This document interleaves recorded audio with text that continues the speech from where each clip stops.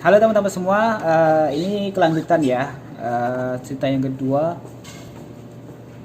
tentang ceritanya dari pengalaman mendapatkan beasiswa MOE. Di video sebelumnya saya sudah menjelaskan bagaimana persyaratannya dan dikit tips-tips yang harus diperhatikan, dan pun dengan background saya yang itu cross major gitu. Kalau dipikir-pikir gini deh, misal teman-teman ibaratkan ada reviewer beasiswa atau pemberi beasiswa, terus melihat ada seorang yang pengen mendapatkan beasiswa itu tapi masih belum jelas gitu. Ibaratnya seperti itu. Belum jelasnya adalah nih anak S1-nya majornya ini, kenapa S2-nya mau pindah gitu. Kok kayak belum jelas gitu. Kalau menurut saya bisa dimasukkan dengan pikirannya kayak gitu nggak sih gitu. Tapi nggak usah khawatir, tapi ini yang terjadi gitu kepada saya gitu. Beda jurusan S1 sama S2, tapi it's okay gitu, alhamdulillah accepted gitu.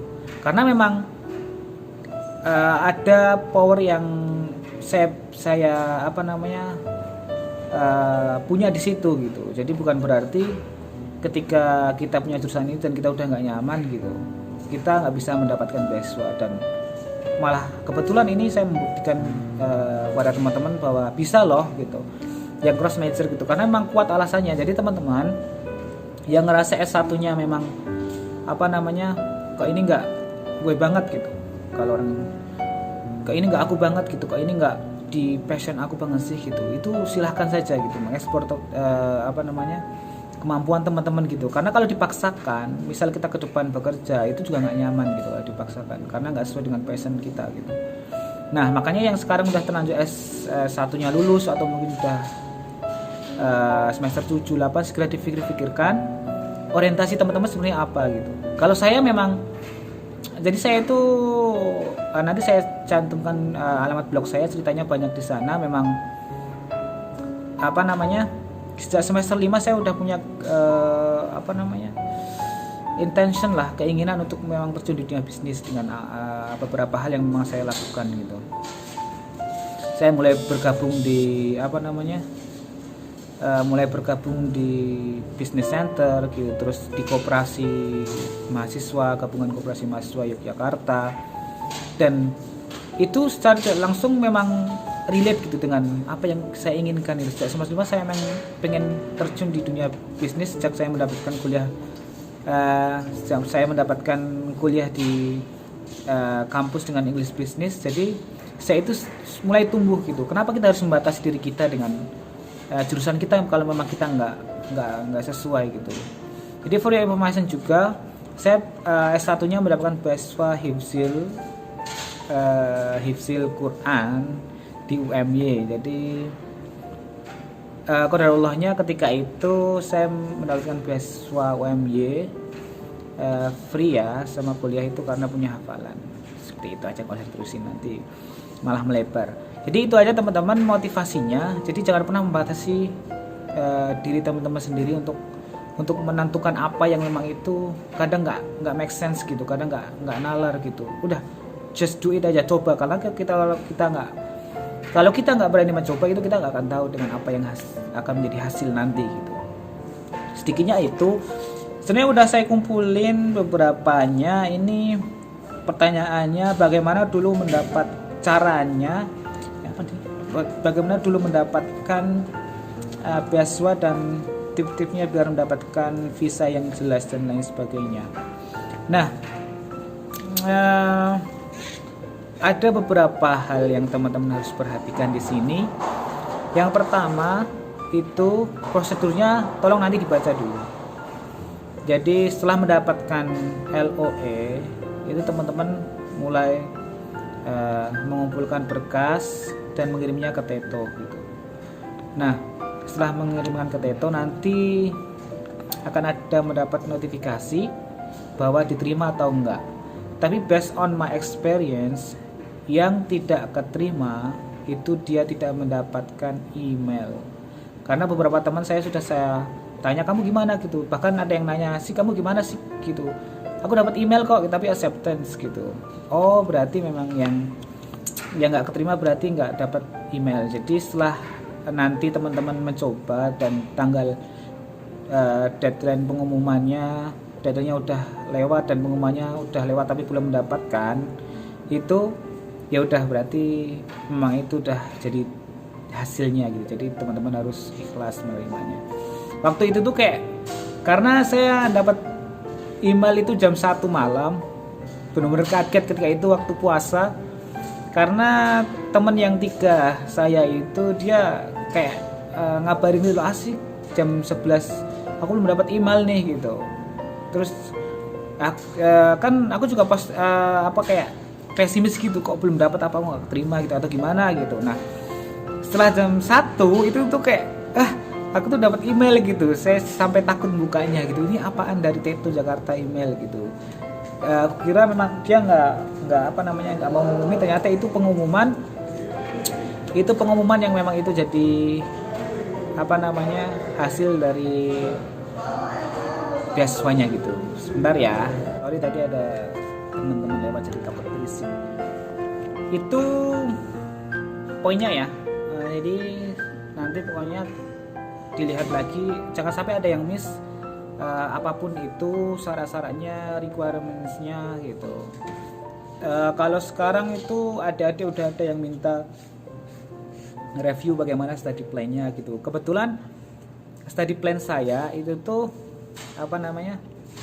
saya ketik dan saya langsung kirim kan hard file ke Teto, dan soft file-nya itu di kantor dan udah di uninstall. Jadi pengennya sih kayak naruh di sini gitu alamatnya, terus bisa teman-teman lihat, tapi malah ya udah gitu, udah ke uninstall, komputernya pada hilang semua. Jadi kalau sekarang yang minta review teman-teman itu kayak ya udah saya masih ingat aja gitu. Jadi saya langsung bilang bahwa my name is Asik, I was graduate from this university, terus I have experience working in international relation office bla bla bla kayak gitu, terus I was founder of bla bla bla gitu, I have experience kayak gitu. Jadi yang jelas kalau saya saranin itu bagaimana teman-teman mengkorelasikan antara what you did dengan what you want to do. Jadi harus ada korelasinya antara what you did and then what you want to do. Misal kamu di finance, misal jurusan finance, terus di finance tuh saya mendapatkan beasiswa ini, dan beasiswa ini menuntut saya untuk melakukan ini bla bla, karena yang mendapatkan beasiswa automatically kan itu kan bisa dibilang dalam tanda kutip itu udah oke gitu. Dia udah mendapatkan beasiswa ini dan dia punya track record yang bagus, yang jelas ketika kita punya pengalaman yang relate dengan apa yang kita pengen achieve itu mungkin bisa dipertimbangkan. Apalagi teman-teman punya IELTS yang bagus gitu, 7 benchnya gitu atau 7,5 gitu, akan itu lebih bagus menurutku. Karena waktu itu saya benar-benar kayak belum mempersiapkan secara matang-matang khusus aja untuk TOEFL ya. Untuk TOEFL itu masih menggunakan TOEFL untuk pendadaran. Jadi alhamdulillah memang ini udah rezekinya dan masuk gitu.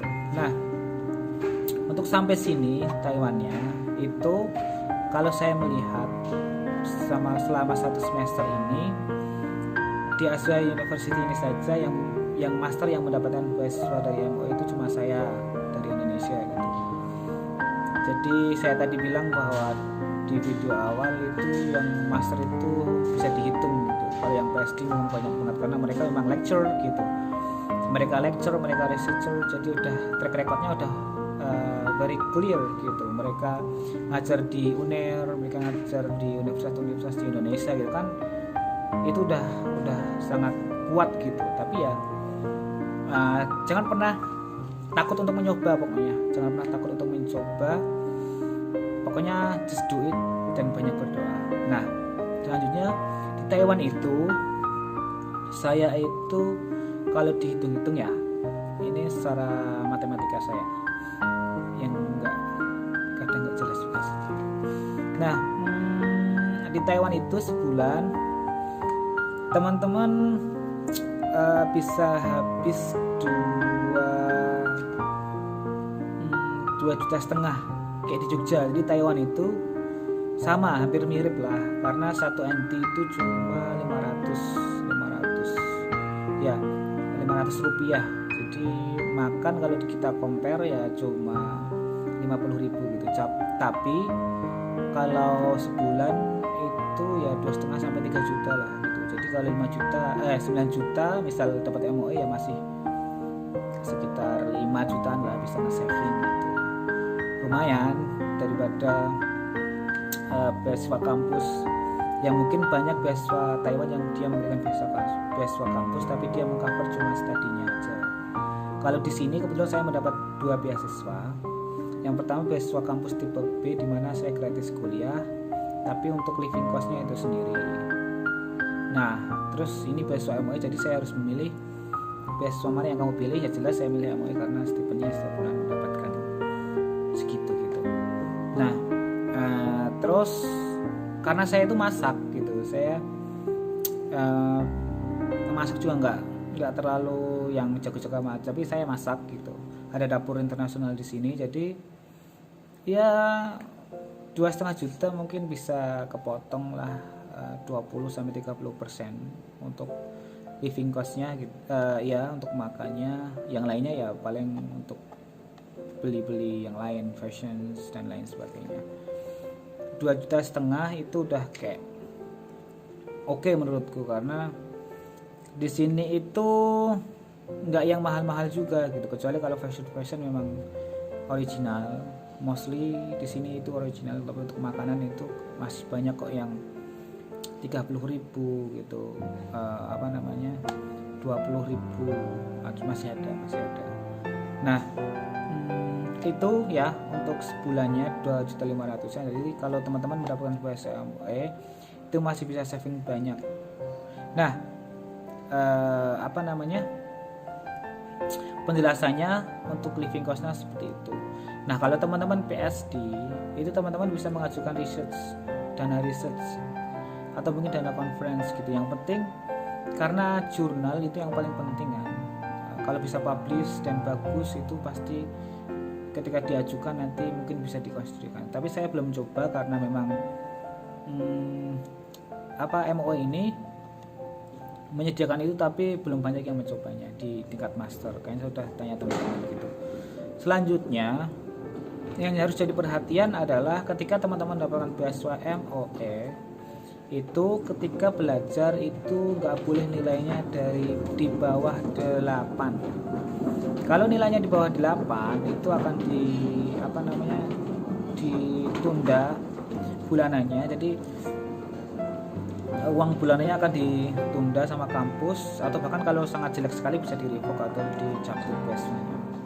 Dan perlu digarisbawahi lagi bahwa beasiswa MOE ini dia harus benar-benar diperhatikan dari mulai syarat-syaratnya, tidak boleh berbuat kejahatan, harus menuruti aturan yang ada di Taiwan gitu, harus punya health assurance karena di sini ada NHI atau National Health Insurance yang sangat bagus sekali. Jadi setelah 6 bulan nanti teman-teman di sini itu wajib untuk membuat NHI. Jadi kalau ada apa-apa itu tinggal nanti pakai surat itu, dan ya udah kayak insurance biasa aja, itu bayar cuma dikit banget gitu. Itu catatan untuk Taiwannya.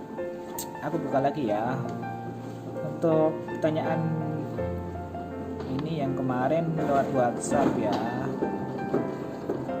Ini nih asik, kemarin kamu bikin visanya gimana gitu, cerita dong, karena aku harus ke Kementerian Luar Negeri dan itu pakai pihak ketiga, apakah ini kamu sama gitu.